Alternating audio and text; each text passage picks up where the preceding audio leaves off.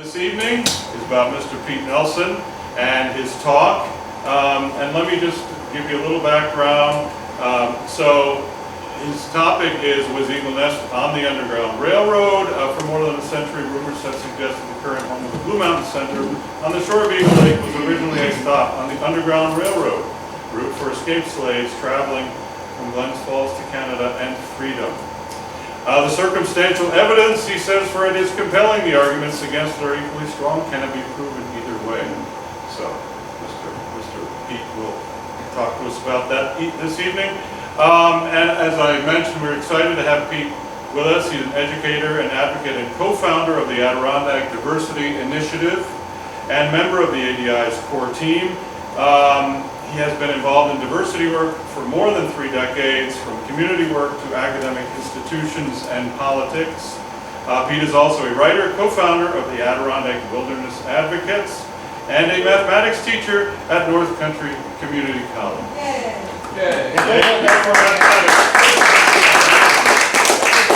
And so here's Pete Nelson.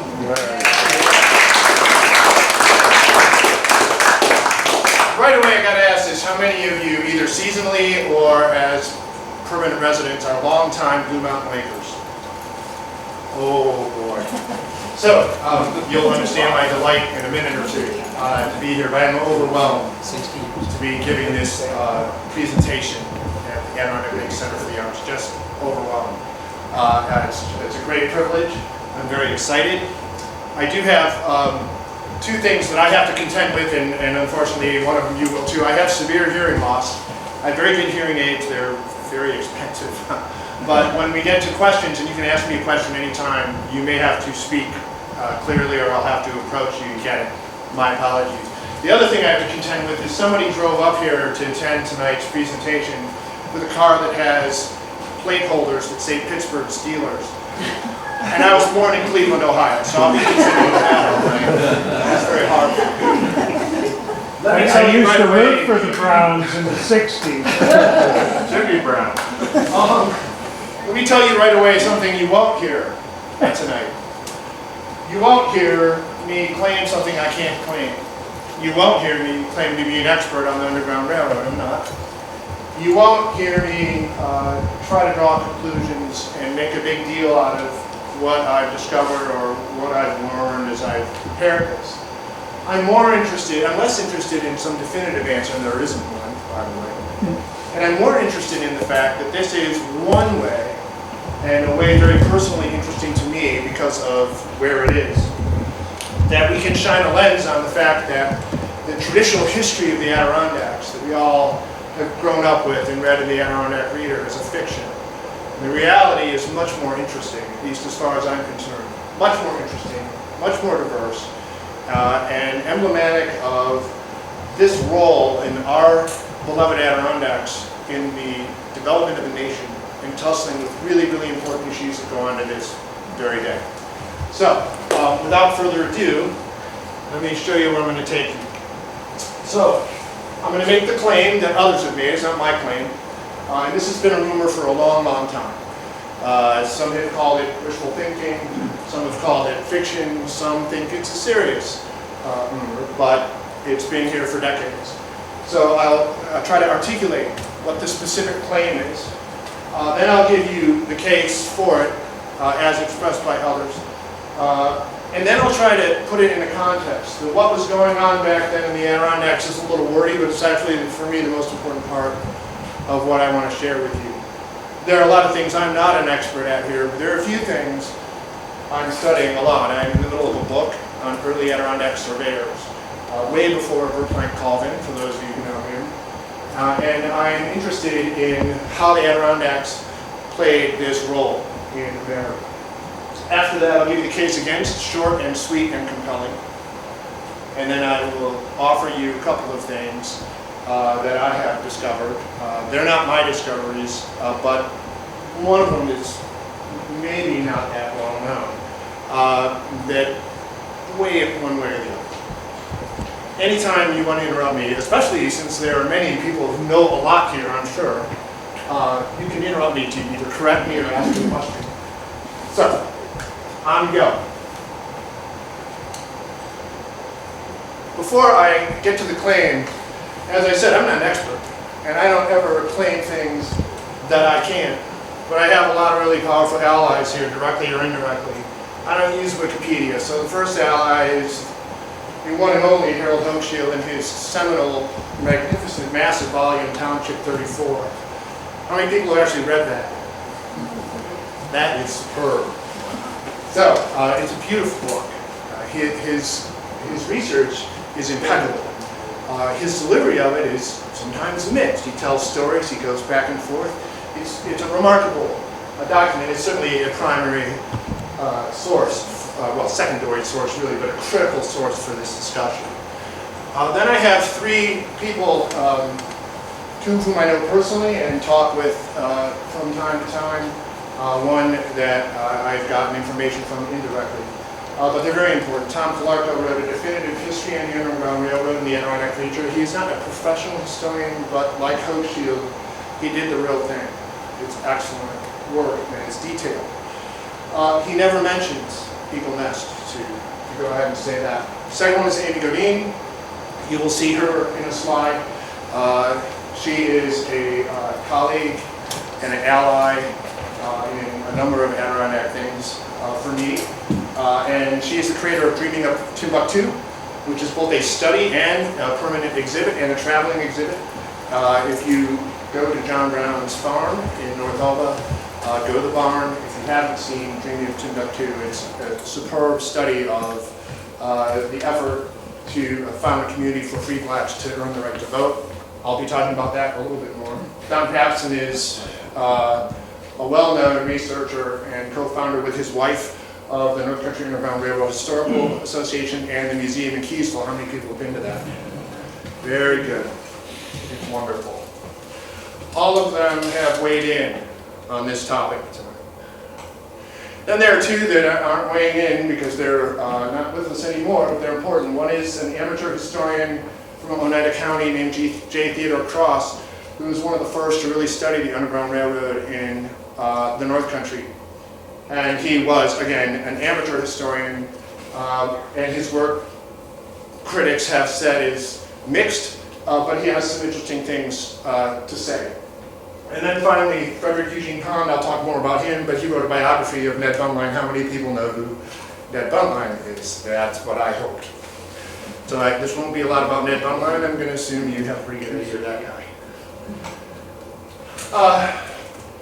Some libraries, and I'll only mention the last one because I lost my eyesight looking at original papers at the Byrd Library from their Garrett Smith collection, and it was really, really important to what I'm going to present tonight. That's a primary source, very important. And then finally, for those of you who are long-timers, my delight. I owe a debt to Paul and Virginia Maloney. In 1954, my parents drove up from downstate and turned the bend over there and saw Blue Mountain Lake from Route 28 for the first time. My mother couldn't believe it. They drove down the first road they could, which happened to Maple Lodge Road. Long story short, they were ready to Pine Point when it was available from the Maloneys. And the reason I'm here in the Adirondacks is because I've spent my entire life coming to Blue Mountain Lake. I live in Keene, but this place is in here.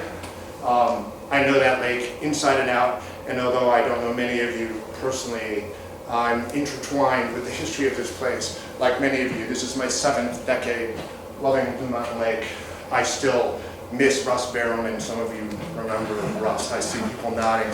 What a guy, right? Anyhow, the Maloneys rented to us. After Pine Point was not available, the very next year we switched to the Doll's House and rented it for 6 decades, basically. So, thanks to them. All right. First of all, no question at all that our claim begins with this. And I think a lot of you probably know this, but let's just state it. I'm not an expert on this either, but I've learned a lot, and a lot of people I work with are. Native American presence in the park is unequivocally evidential throughout the last 12 millennia. From the retreat of the glaciers, depending on where you're talking in the Adirondacks, Native Americans didn't just pass through. This is a fiction that they passed through the park or just hunted. No, they lived here. And our definition of what it means to live someplace may not match up with everybody else's definition. But if we widen it to think about people living their lives on land and in connection with the land, this is beyond question now, and the archaeological evidence is growing and growing. It has a direct connection to tonight. I have some evidence, I won't go through all of them, but my favorite one is the first one. I teach mathematics, again, please don't hold that against me, at North Country Community College, and I teach primarily on the Ticonderoga campus. And if you walk out of the building and go just a little bit west, down the hill, your feet touch ground that's much harder than the ground around it. It's a Native American path that's been there for 10,000 years. And there's still excellent evidence of it connecting via a great portage, Lake George and Lake Champlain, which was a portage. It's a 290-foot drop with multiple waterfalls. It was used by Euro-Americans from the French Indian War through the Revolutionary War, but Native Americans trod that path, deepened that path into the soil a long, long time. It's still there. Beautiful thing. Here in the central Adirondacks, there were lots of places in the last few hundred years that Native Americans plotted for a whole bunch of different reasons. So just three. There's another piece of mythology that's completely false. The Native Americans didn't climb mountains. Those were sacred places. John Fadden, who passed last week, and we mourn him, he had an opinion for me about that. But in fact, there was a trail to Snowy Mountain, and Archibald Campbell, the first surveyor, Euro-American surveyor, to survey the interior of the park, went there in 1771, and he was guided by Mohawk guides. A lot of you probably know the legendary route that John Johnson took retreating as a Native American path, you all the way from Fish House to Canada, all the way from Mohawk Valley to Canada. And then finally, in 1840, you're going to see this one, there was another route that connected to Blue Mountain Lake or Eagle Lake. Could have been either one or both. And that route, of course, is largely a water route, because once you get to Blue Mountain Lake, we're going all the way to Canada, right? We can go right through the Edford Chain, we can go down the Racket River, we get to Racket Lake, up through Fork Lake, and the Racket River all the way to Canada. There are portages, but it was a well-plied route for a long, long time, more than history records. In fact, that's part of it. So you don't need to read all the details on the slide. I will just simply tell you that the claim that Eagle Nest was an Underground Railroad stop, somewhere between 1840 and 1856, those are brackets that we consider definitive, was a stop on a route that started in Glens Falls, which was a hotbed for abolitionists and for Underground Railroad byways, mostly at the Champlain Valley, which I'll talk about a little bit. But if you follow the Hudson River and then follow water courses through the central Adirondacks and connect to this chain that I just talked about, you have a potential route that's mostly a water route all the way to Canada. It was used by Native Americans for a long time, and the claim is that that path, that well-trod route, was used for escaping slaves to get to freedom in Canada. Let's zoom in. Here's our neck of the woods, and I'll just take you through this real quickly. The claim involves two different possibilities. The first spot, they both start the same way. And here, over to the left, that's the Hudson River, winding up from the Hudson Gorge, which certainly was not navigated, but carried past. And that junction up there is with the Cedar River, which empties into the Hudson. From there, the route went along the Cedar River till its junction with the Rock River. From there was a route along the Rock River to Rock Lake, and then along what is now Durant Lake, but as I'm sure many of you know, there was no Durant Lake until the middle of the 20th century. It was wetlands and marshes. So somewhere near current Blue Mountain Lake Town Bay. And from there, according to first-hand sources, it was a portage or carry to Blue Mountain Lake. That's one possible route to get folks onto this beautiful water connection that can get you to Canada. This is exactly the route that Ebenezer Evans took. He was the first Euro-American to visit the central Adirondacks and record his visit as part of his scientific studies. In 1840, he was led almost certainly by Abenaki Indian Mitchell Sabattis, legendary guide, but he was led along this very route and described it in quite some detail. The other possibility, though, was to continue along the Cedar River to a place called Sprague's Clearing. Here I have a question for you. I've tried and tried and tried to find out who Sprague was. Does anybody have any idea? It's not in the history books. It's not in any primary sources I can find. Whatever the case, though, in the late 1840s, there was a clearing. This is Sprague Pond. The Cedar River Road goes there now, but at the time it was a path, a Native American path. Originally, there was a clearing that a Mr. Sprague either created or was connected with. And from Sprague's Clearing, there was a Native American path that went right to Eagle Lake. Now, and the dot, of course, is where Eagle Nest is. Now, almost everybody knows Eagle Nest, but Eagle Nest was named by Ned Buttline at the time that we're describing this possible route. It didn't have that name. Eagle Lake was Round Lake. That section of the lake that jumps out a little bit was Hog's Nose, and I don't know all the details of how those were named. But that's the other supposed route that escaping slaves could find their way to freedom, and they had a place to stop at Eagle Lake, a clearing and shelter. Lest you think that this is just conjecture, this is a map. It's the first detailed map of the central Adirondack interior in these waterways that was done by a Euro-American, in this case E.A. Merritt. He did the work in the 1850s. It was published in 1860. And if you zoom in on our neck of the woods, there's the road to Eagle Lake. The path is on the map. And there's the portage to Town Bay. That's on the map too. They existed. No question about that. So that's the claim. This water route was used for centuries, and for a brief time was used as a way to get to Canada. Okay? So, what's the argument for this claim? It's interesting. Why would anybody think it was true? First of all, let's talk about who believed it. The biggest supporter is this guy, J. Theodore Cross, who thought it probable.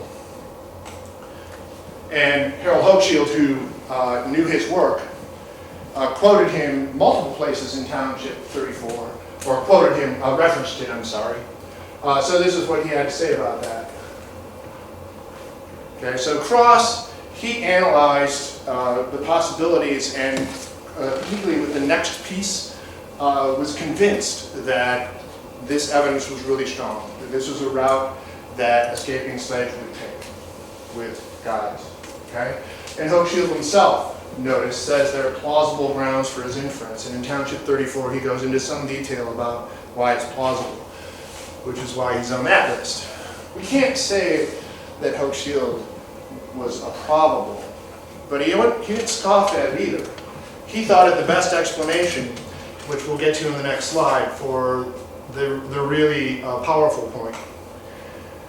But notice that this is a direct quote from Township 34, and whether it's just a toss-off or not, he's put his oar in the water, if you will. Explorers, hunters, trappers, and fugitive slaves. So, we'll call him a plausible, certainly.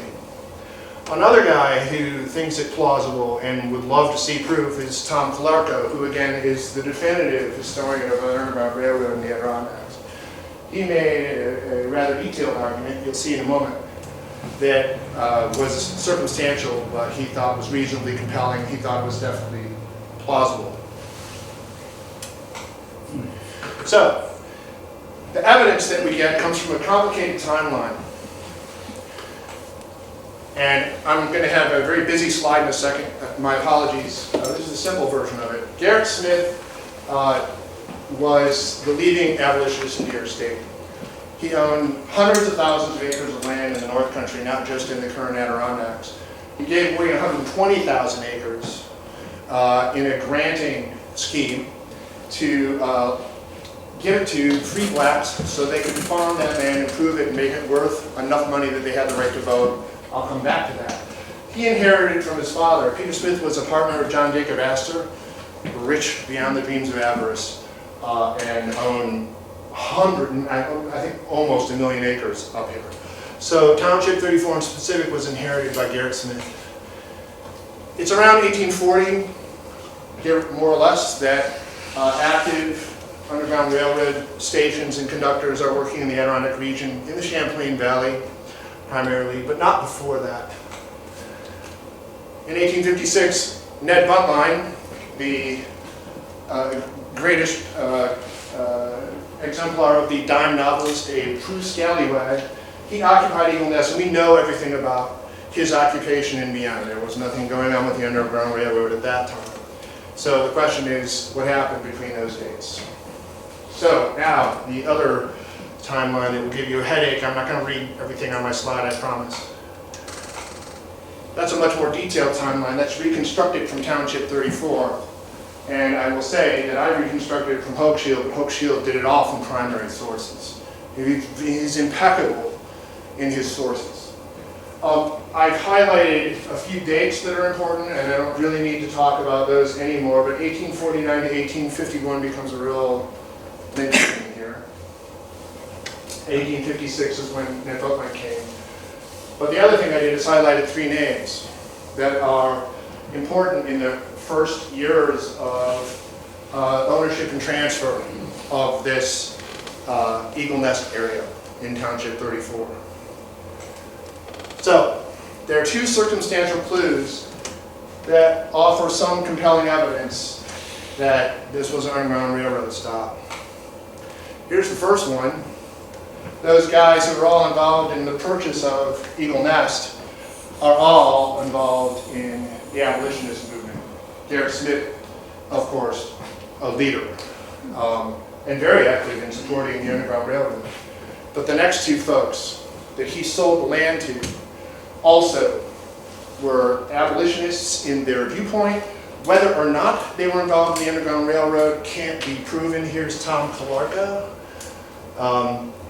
Garrett Smith did a tour and visited Glens Falls, which, as I said, became the hotbed of Underground Railroad activity. He met Cyrus Burnham.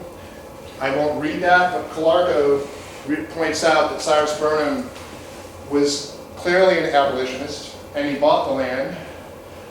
And the next guy, who was involved at the same time as Burnham and then a little bit after, may have or did own a house that is the one that has the strongest evidence for being an Underground Railroad station in Glens Falls, although it hasn't been proven. But it's suggestive. These were abolitionists, and routes were being developed. So, that's basically why Tom Calarco thinks it's possible. It's not probable, but possible. The second is what I'll call the big one. This is where we get J. Theodore Cross and Harold Hochschild on board with at least plausibility. Ned Buntline came to Eagle Nest in 1856. He named it, he built a cabin, he farmed somewhat, he hunted and trapped extensively, he had one wife or another there, and it's quite a story, and it's well documented. There are at least two biographies of Ned Buntline, plus his own writings, which were extensive. But what gets missed is it was already there. When he came there in 1856, 100 acres had been cleared. It's a lot of clearing. There was at least 3 buildings already extant. So the question is, why were they there? That's the question.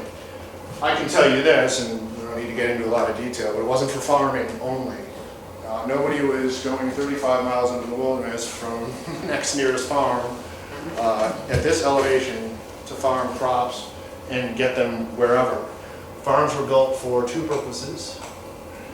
Could have been that. That's certainly most of the cases, by far, for farms in the Adirondacks at this time. Or that. There's really no other possibility. And Hochschild himself said this: why would somebody set up a 100-acre clearing, which is extensive, and build all these outbuildings for a logging operation to support, I'm sorry, a logging operation when there weren't any. There weren't any in the region, and even in Ned Buntline's time, there was very little in the area. It was a little bit after Ned Buntline's time that Jones Ordway made a fortune logging in the Adirondack region. So why is it there? Hochschild says the most plausible explanation is the Underground Railroad, because he doesn't buy that it could have been a logging operation. Why would that be the case? So, totally circumstantial, but the question as to why this clearing is there has never been answered. And although I found some interesting things, I certainly haven't answered it yet. Somebody else might someday. Okay. Now here's the part that interests me the most. I love these mysteries, I love these stories. But I want to put it in a larger context. The Underground Railroad I don't know so much about. The larger context, that's the book I'm writing. There is this idea. The Adirondacks are a howling wilderness, right? That's one of the terms that's applied in multiple florid pieces of prose from the era. A howling wilderness, there's nothing going on. Especially in the central Adirondacks, there's nothing going on. Really? Sure, this is what folks wrote about the Adirondacks. Just a couple of selections. I won't read them. But all of this comes from a common lineage. And that common lineage, ladies and gentlemen, is unmistakable in the development of literature about the Adirondacks. It's transcendental, romantic, white male perspective. And it is that perspective. It's this idea that wilderness is romantic. That was not the case in the 18th century, or the early part of the 19th century. But between Thoreau and others, there starts to be this idea of romanticizing wilderness and even finding religious meaning in it. So these are white elitists who write about this, and they write from their perspective. And we've lived with it ever since. The Adirondack reader is rife with this idea. The Adirondacks is this completely unexplored wilderness. I'm writing a book on surveyors. I can't tell you how many times somebody says, oh, nothing went there until Calvin surveyed it. Oh boy, wrong. So that mythology leads to this kind of depiction of Adirondack eras. There's some exploration starting maybe in the 1830s. Before that is a dismal wilderness. There are even Native American terms misquoted as dismal wilderness. As industry starts to penetrate the Adirondacks in maybe the 1840s, and damage starts to be done, particularly logging, this new wild aesthetic comes up, and on we go. My thesis is this is much more accurate. We lose a little bit of this romantic sense of wilderness, but what we gain is far more. There's a lot going on in the Adirondacks. First of all, as I mentioned, it's the home of indigenous peoples for millennia. Not really in the history books. It should be. Then there's early exploration and a lot of military activity, mostly in the Champlain Valley, and really none of it in the interior of the Adirondacks. But after that, in 1763, there's a ton of activity. That's in purple. From 1763 until about 1870, there's a tremendous amount of activity. Some of it comes to nothing, but don't think for a second it's not a lot of activity. There is also activity that changes the nation, contributes to a different way of looking at citizens in this country. So there is the tremendous project around black settlement, and there's a wonderful history, which many of you I'm sure know, about suffrage. And before that, women's rights in general. And if anybody hasn't been to the Adirondack History Museum in Elizabethtown, their library is unbelievable. You can hold in your hands letters from Elizabeth Cady Stanton, from Susan B. Anthony. It's just wonderful stuff. So, that's sort of a dry timeline. Let's put some meat on the bones so that we have a context that this isn't just a howling wilderness. All of those things were true. I don't have time to go over them, but they're all true. The third one, for example, does anybody know the reason Alexander Hamilton was able to triumph with his federal version of monetary policy? Adirondacks, and also, for sure, speculation in the territories in Ohio. But equal. The speculation in the Adirondacks bankrupted Alexander McComb in 6 months, and it was directly related to how we built a federal monetary policy. Structure of American democracy, very much influenced by the Haudenosaunee and the structure of their society and culture. Huge. Nobody knows this one either. I don't have time to go into it. How many people know that the Erie Canal, which is the most important engineering achievement economically in history, had a greater effect than any other engineering project ever, was designed by Adirondackers? Anybody know that? It was. That's another lecture. I'll come back to that. That's my book. Burn the electric age. How many people live in Penfield? How many people have the slightest idea, this is not meaning to be insulting, because it's just, I didn't know, that right here in the Adirondacks was the first industrial use of electromagnetism. That it was an Adirondack magnetite that led to the discovery of induction before Michael Faraday did. For those of you who know your science. All true. People struggling in this place to make something of it, to help build a world, made fundamental changes to the United States. And all of this, which I've already talked about, and I'll have a couple more slides. All of that's going on. And it's not just at the periphery of the park. I'll bring you back to Merritt's map. Just take a look for a second. You all know this territory. He did this in the 1850s. Do you see a body of water that's missing? There isn't. It's remarkable. A little out of scale, things are in the wrong place. A couple things are mislabeled. But people knew this territory. People were doing things here. This guy could draw a map that accurate of our region. And then, more specifically, in the fight for black freedom, a lot of really important stuff goes on here in the North Country. How many people know about what Garrett Smith did in the Adirondacks? Okay, here's a really short version. So as I said, he has a bunch of land. So he does this. There is a law that passed in New York, I forget, 1825, I think in 1820s, I don't remember. The law's been passed. It says if you are a white male, go ahead and vote. If you're a black male, you can vote only if you have $250 in property. That's when you get the right to vote. So Garrett Smith said, all right, we're going to give away all of this land, and we're going to let people improve it so that it's worth more than $250. They can vote, and that will help us change society.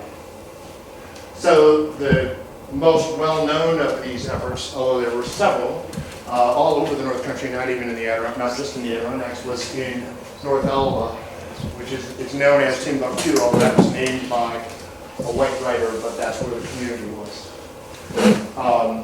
He also gave away some land in Hamilton County, not Township 34. That was not part of his grant. Those grants, according to Amy Godin, were not accepted. But there is this effort, and it has national implications, to provide rights as citizens. And there is no more fundamental right in Western society than property rights to free blacks. And he's leading this effort. And he has a lot of allies, as you can see. And then there is, of course, growing evidence and some very well-documented evidence of Underground Railroad activities. So this is a map, courtesy of North Country Public Radio, a photograph of a map at the North Country Underground Railroad Museum in Keysville, which is a wonderful place. And I will just show you some highlights. This is the subject of Tom Calarco's extensive study. This is the main route that he documents, from Glens Falls up the Champlain Valley. It stays along the New York shore, also goes into Vermont, which is a free state. And it also has routes directly up the Richelieu River or west to the St. Lawrence. There is certainly evidence of some kind, but I'm not sure that it's entirely clear whether anybody would be able to call it Underground Railroad stop. But nonetheless, folks did go to John Brown's farm in North Elba and the Timbuktu settlement. And I've seen maps where people go that way and then come back the Champlain Valley, but that's included. And then there's a well-known western route through the Mohawk Valley and then up through Oswego and Oneida counties. So this activity is going on in the 1840s in the North Country. A lot of activity.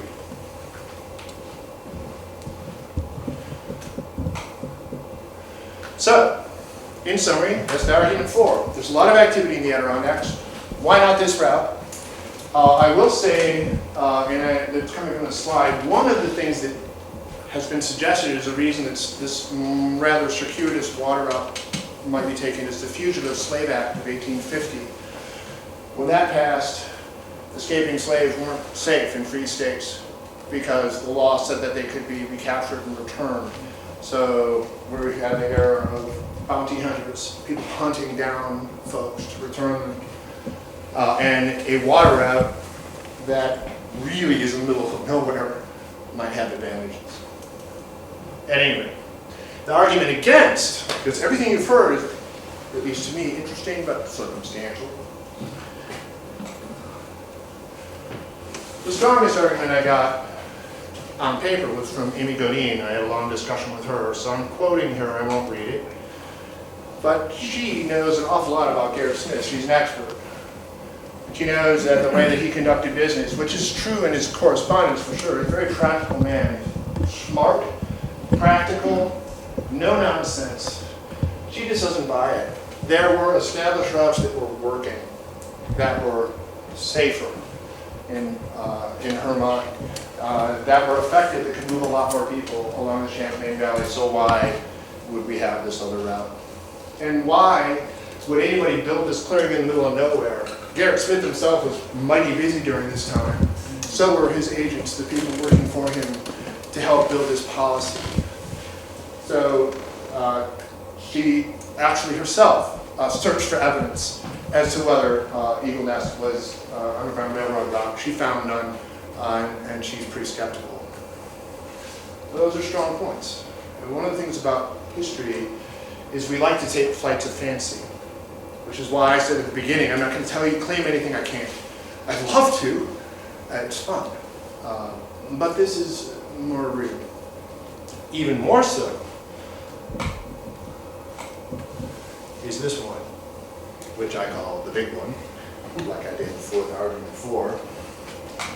Can't get around that.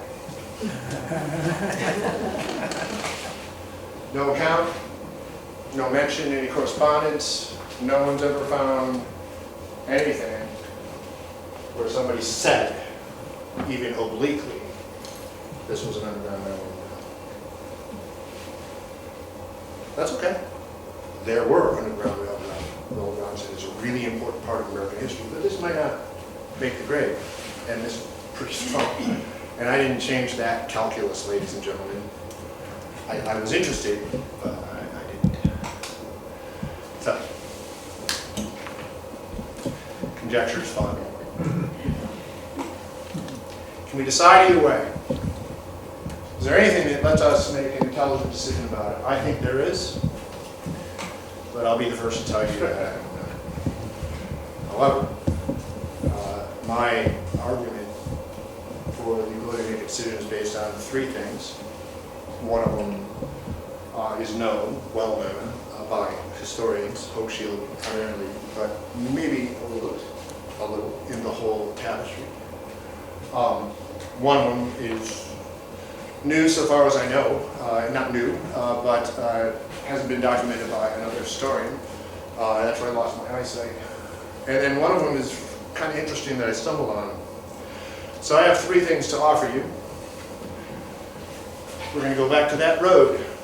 Now, by the way, I would like to, Ben, I'm going to ask you at the end of this, so for anybody who doesn't know, to say something about the Blue Mountain Center, if you would. Sure. But Ben is the executive director of the Blue Mountain Center, formerly Eagle Nest, and my pants are not entirely clean because this afternoon Ben and I were traipsing around the woods with my wife Amy looking for remnants of this road. It was excellent fun, and I plan to go back and do more. So there's a road issue, there is a letter, and there is a statement by a guy named Haythorne. Some of you know who that is already, I know you do. So first of all, Cascade Pond Road, that's the one that went up to the shore of Eagle Lake, right in the center of it. Here's the deal. We know why it was built. Now, Hochschild's writing is sometimes, he takes journeys, but as I said before, his research is impeccable. So years ago, I was at the Adirondack Experience when it was the Adirondack Museum. Jerry Pepper opened a bunch of boxes. I mean, this is massive boxes of all the material that Hochschild used in his studies building Township 34. He studied roads extensively because he knew how important that was to forming the narrative and understanding what happened when.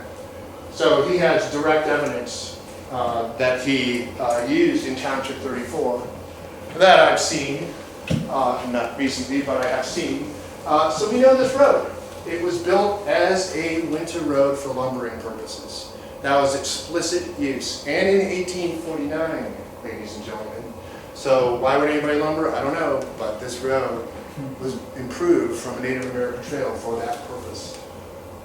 And then, in a slight digression, and some of you may know this, Ned Buntline says that he dragged a wagon and mules there in 1856. It wasn't really passable in the spring or summer. Winter road means that it's hopelessly impassable except in winter where you can create a surface that can be sled, and that's how you could get logs out, right? So they're very different than a road that could take wagon travel.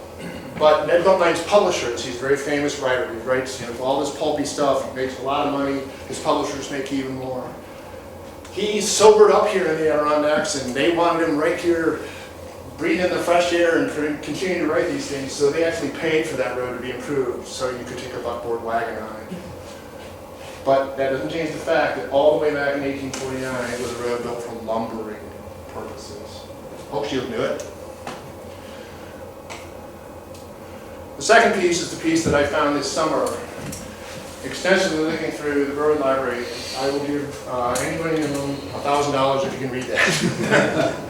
I'm not going to make you read that. But it's a revealing letter, and it's one of those things where when you go through primary sources, 99% of them are not helpful, or if they are, you don't know it when you're looking at them. When you hit the 1% or the half of 1%, it's exhilarating. So, by gosh, this is the, oops. Yeah, I don't get back this timeline. This letter was interesting. So this is the timeline you saw before, except now I've highlighted all the names. It's true that the first couple names, some of them, Burnham and Julius Rice and of course Garrett Smith, were all either directly or indirectly connected with abolitionist activities. But there's a much stronger connection for every single name on that list. They were all lumbermen from Glens Falls. They all knew each other. They all had multiple transactions back and forth with each other. They were all speculating, and they were all getting positioned to be able to make a fortune in lumbering this Adirondack forest. They're all Glens Falls lumbermen. So what this letter shows, and you can actually see here that it does refer to Township 34. It also refers to Township 14 and 24. And this letter, along with a couple others, we learned for sure that the person who was doing business with Garrett Smith wasn't Cyrus Burnham. He was a silent partner. It was a guy named George Sanford. He wasn't an abolitionist. He had no connection at all to that movement that anybody knows of. But he was interested in lumbering. So, in this letter, which is about getting the deed, this is when it was sold, he says, I'm going to lumber it. He also is really fussed about clearings.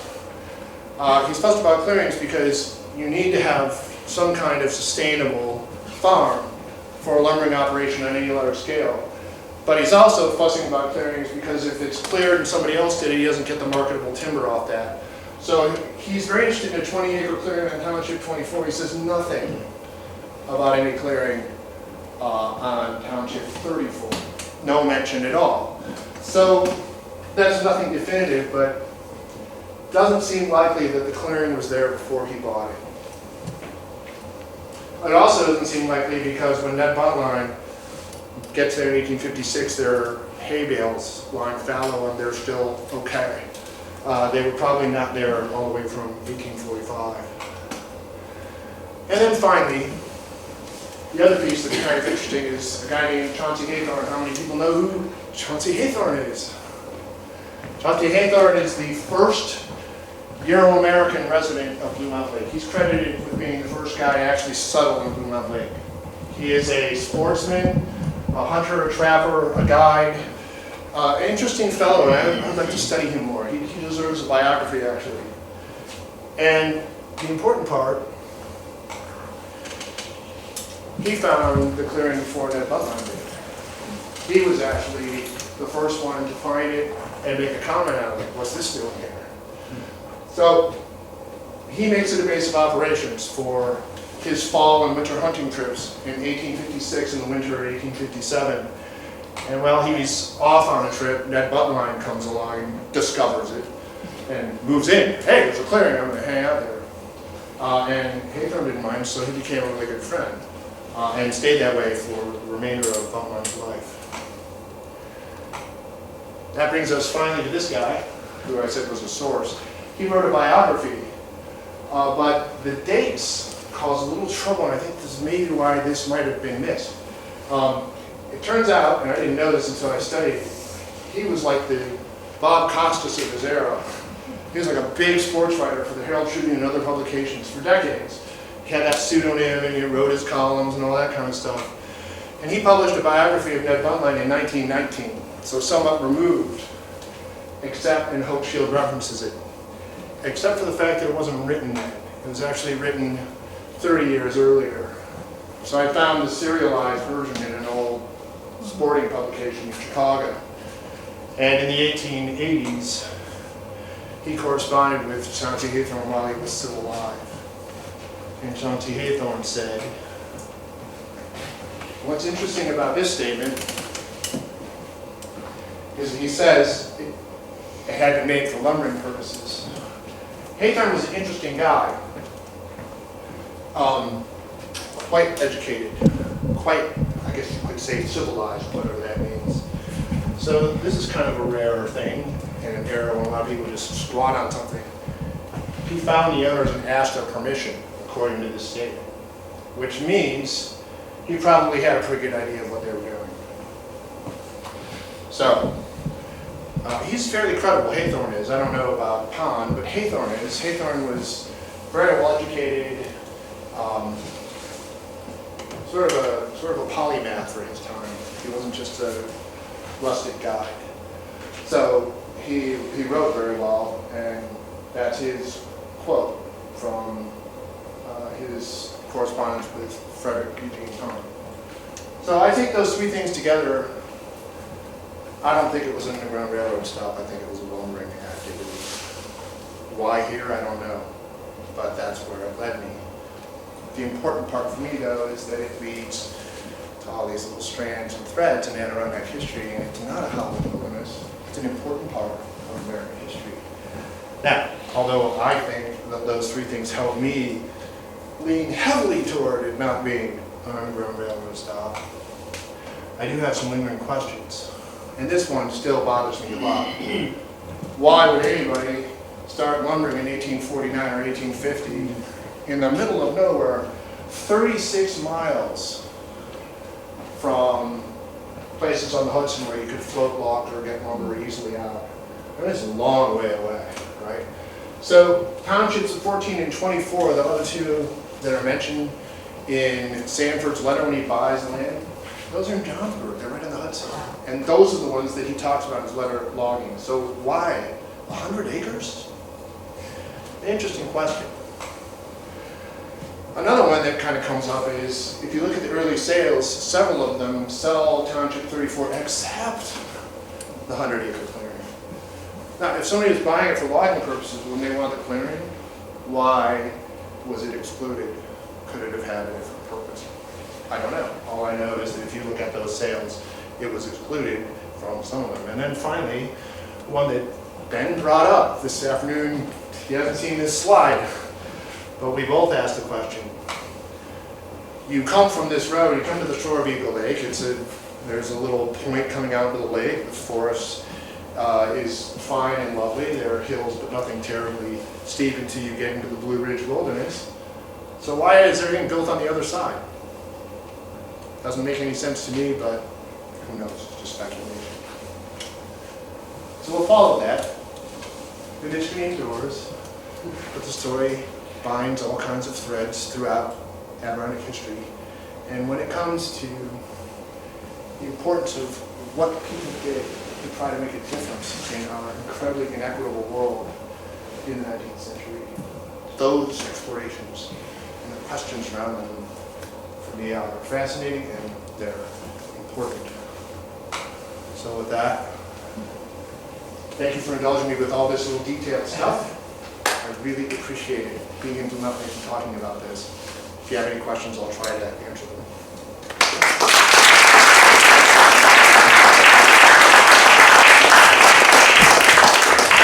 Yes, sir. At what point do you think the surveyors recognized that the little divide right here in Blue Mountain Lake, water flows to the Hudson or water flows north through the Eckford chain and to the St. Lawrence? I mean, there's a line right over here. And in fact, that's a great question, and the first part of the answer is, I don't know for sure, but I'll tell you this. And I don't have it documented. Let me get back to, just get back to that. So we know for sure that when Ebenezer Emmons was guided in, almost certainly by Mitchell Spatus, it was on the Rock River and came up this way. You'll notice that there's no Lake Durant because it wasn't there. Right. And there's something in the written record where I think it's Emmons who says, we navigated our way all the way to these wetlands and the water was flowing to the Hudson. And when we came to the other shoreline, it was clearly flowing north. So in 1840 he knew it. Whether he was the first one to point it out, I don't know. You asked about early surveyors. Archibald Campbell came close to Blue Mountain Lake in 1772. He came close, but he didn't come near enough to be near any of these water courses. As far as I know, detailed surveys along the Township 34 line, which would have made that watershed clear, didn't happen until about the same time Emmons came through. So I can't answer your question for sure, but it was probably in the early middle part of the 19th century. And people realized it. And the Native Americans realized it thousands of years before that. No, well, I've taken a kayak from Blue up to Tupper Lake, so I know the water flows that way. It's a great trip, incidentally. But I've taken part of it. the other question relates to, you used Eagle Lake in 1856, and I think you used Round Lake here in this map in 1840 or something. I'll just So tell when you that. was the Before trip? this was named Eagle Lake, it was named by Ned Buntline. Evans had called it something else, and I don't recall, I should. But when Ned Buntline first got there, when Chauncey Haythorne first got there in 1856, other folks identified Eagle Lake as Round Lake. It also was That's called what they call Tallow Lake. Say again? I believe it was also called Tallow Lake. Yes, I've heard that as well. Blue. Is that blue? But the Round Lake reference to which I refer is in Township 34. Oak Shield has that history. So, other questions? You're all dumbfounded. Well, listen. Oh, yes. Yes. In fact, I will take a question from Ben straight, and then I was going to ask Ben to say something because it's great that he can tell you a little bit about what Eagle's Nest is today. So, your question? Well, my question is, do the 100 acres pretty much mimic the golf course? Sorry, say again? Do the 100 acres, is that pretty much where the golf course is now? Or where Durant built the golf course? I think it's a little closer to the well, I mean, here, look at this picture. Because the golf course is directly behind. Buntline's house. So that's part of it. So it definitely extended all the way to the lake. Yeah, So closer to the lake than the golf course, but 100 acres is a lot. Yeah. For example, my wife and I own a 40-acre plot in the middle of the high peaks. That's a 1/4 mile per side. So 100 acres is 2.5 times that. You could have a half mile in extent easily along one line. So when I said large clearing, that's what Hochschild referred to. He's like, boy, that's an awfully large clearing just for a really small lumbering operation that we don't even know happened. I would just like to ask, may I ask Ben just to say briefly what Eagle's Nest is today in case there are folks that don't know. Sure, Pete. The clubhouse, which was built in 1899 by William West Durant, which was directly behind Ned Buntline's cabin, was built for a golf course. That's directly behind that, about a 100-acre golf course. And that was bought by the Hochschild family. The whole estate, which was 2,000 acres covering almost all of Udawana Lake, all of Eagle on both sides, and a lot of the shoreline, at least a third of the shoreline of Blue Mountain Lake, a large estate, was all called Eagle Nest. The clubhouse ended up being owned by Harold Hochschild, the founder of the museum and the head of the Temporary Study Commission that created the park agency. Harold's son Adam was a writer, a journalist, and founder of Mother Jones magazine. And Harold left 10 acres of Eagle Nest, the larger estate that he owned, to his son to create a center for writers and artists. And we kind of think of Ned Buntline as our cautionary tale, but a tale about the power of culture and creativity and writing and literature to make social change. In Buntline's case, it wasn't exactly the social change that we're interested in now. We focus on writers and artists who are using culture and creativity and theater and music to explore environmental and social justice issues. So we host month-long residencies. Right now we have 13 writers and artists staying at Eagle Nest on our part of the larger estate.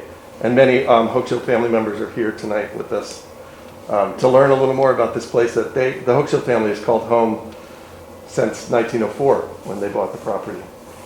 And now it's a homeowners association, and other people have bought houses on the property and are here as well tonight. So our 12 acres is called Blue Mountain Center. We're a nonprofit retreat center. Thank you. Great. Other questions at all? Where is that photograph? Sorry, what? Where is that photograph from? We don't know for sure, but it's after it's around 1860. The cabin you see there is not the original cabin that he found. He tore that down in short order and had a carpenter build a new one, I believe in 1860. We think we know who that carpenter was actually. So that's 1860, 1861 or 1862, because that's the new cabin. And then after 1862, Ned Buntline left to go raise ruckus in the Civil War and get in all kinds of trouble. And he sold his interest in the land in 1863.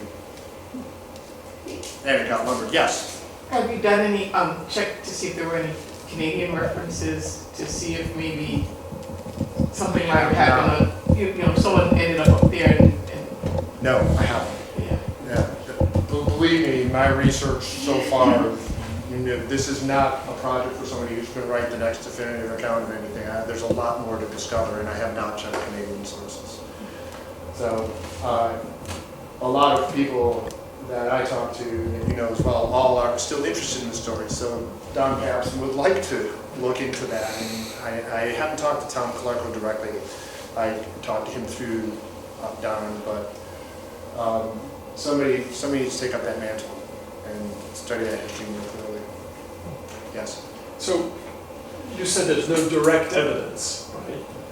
And there is direct evidence of all these other routes, the route up the Champlain Valley, the route along the Hudson, the Mohawk.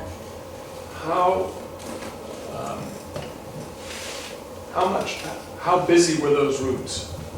I can't answer in detail because I don't have it committed to memory, although I will refer you to Tom Clarko's book. But the Champlain route itself was busy. Thousands, several thousands of escaping slaves made their way to Canada through that route. And there is direct evidence of the route. There's a lot of speculation in the book and in other people who research this as to exactly where all the stops were and who participated. People didn't talk about it. But that's a solid number that Clarko has documented, thousands. done. It was an important route. This, if it ever existed, probably wasn't a terribly important route, except to say they all were. Other questions? Okay, thanks so much. Thank you.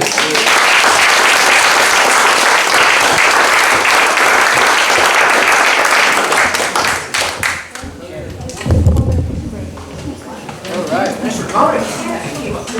It's pretty interesting, huh? I know, I've got them too, I have my eyes. How's the story?